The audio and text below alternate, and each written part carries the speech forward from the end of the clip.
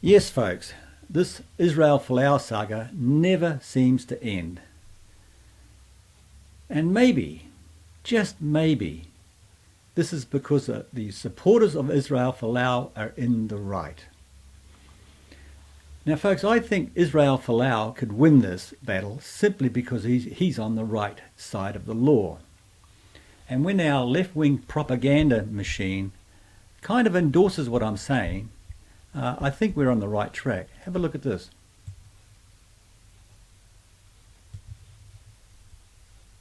In the wake of the Christchurch terrorist attacks, the Justice Minister has announced his intention to review hate speech laws, and New Zealanders are calling out objectionable utterances with renewed enthusiasm.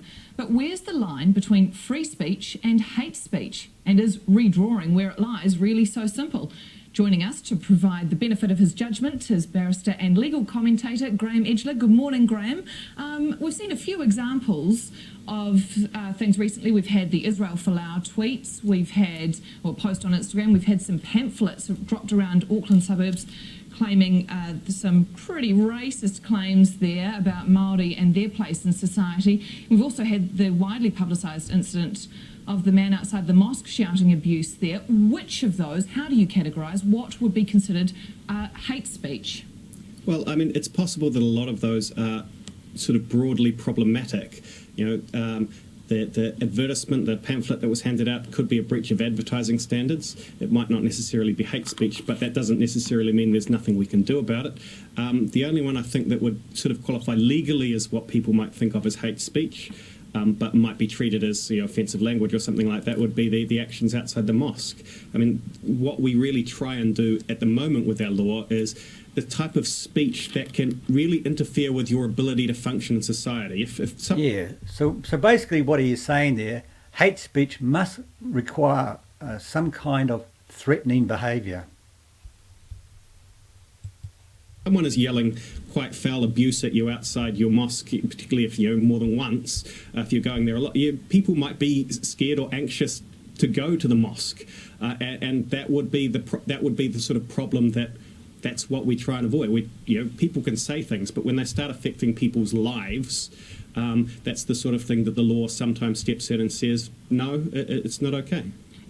Then if a pamphlet is left in your letterbox which says that colonisation has brought Māori out of the Stone Age, I mean, that's fairly provocative, that sort of speech. That I would say that was racist. Provocative, yes. Racist, no. Speech, and should we consider that someone's right to say something like that and to leave it in my letterbox? Yeah, I mean, quite possibly it is racist speech, and it may in fact turn out that they don't have a right to leave that in your letterbox if it's wrong. Advertising can't be inaccurate, and so I understand there's a complaint before the Advertising Standards Authority at the moment. That seems like the right place to go. If it comes back and says, this sort of thing is fine, then maybe we need to look at advertising standards. But the idea that this might be hate speech is probably, I think, going a little far.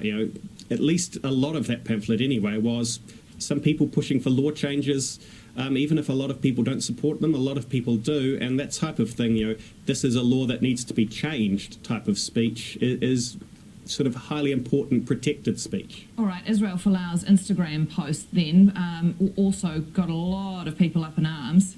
I would say I've made a few mistakes on that list and could be going to hell myself, but I'm not offended by it. Other people are, because they say of his platform that he has spreading that message.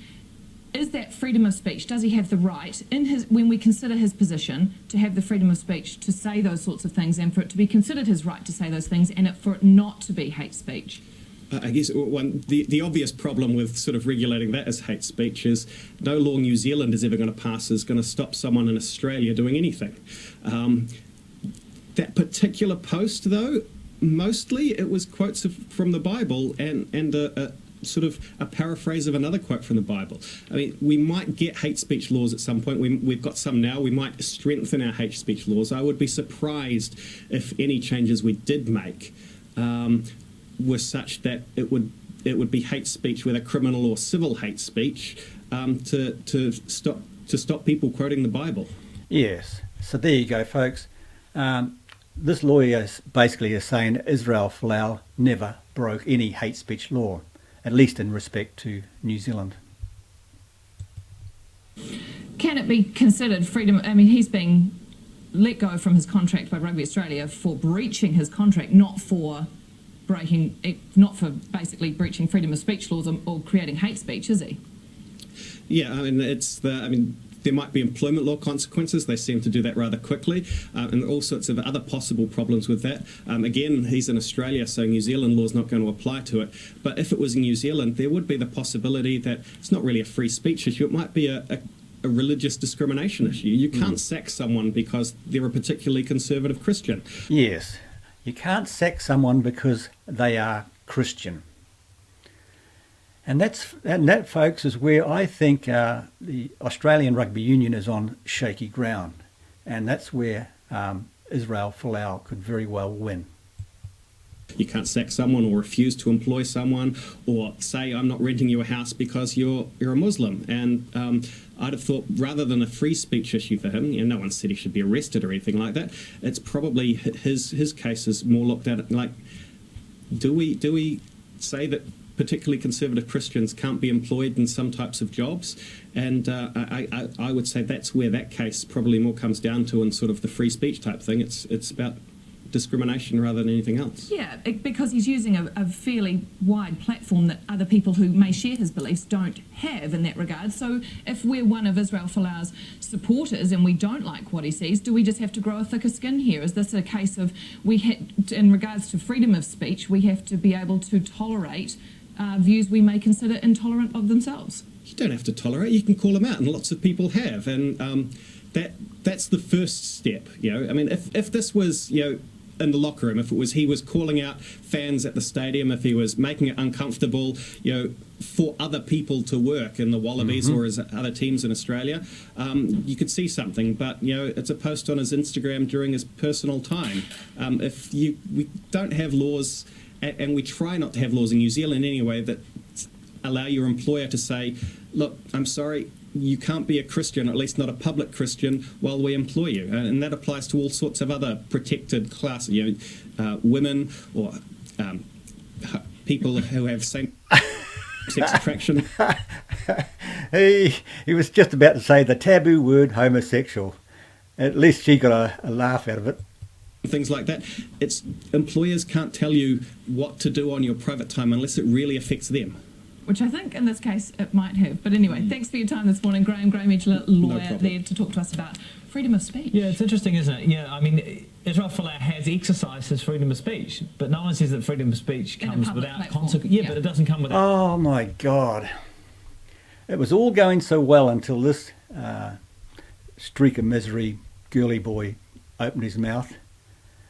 For God's sake, man. If he hasn't broken any law, why are there consequences? What a complete buffoon that guy is. Yes, folks, I think Israel Folau could very well win, simply because the law is on his side. Now, if he hasn't broken any law, then his contract is irrelevant.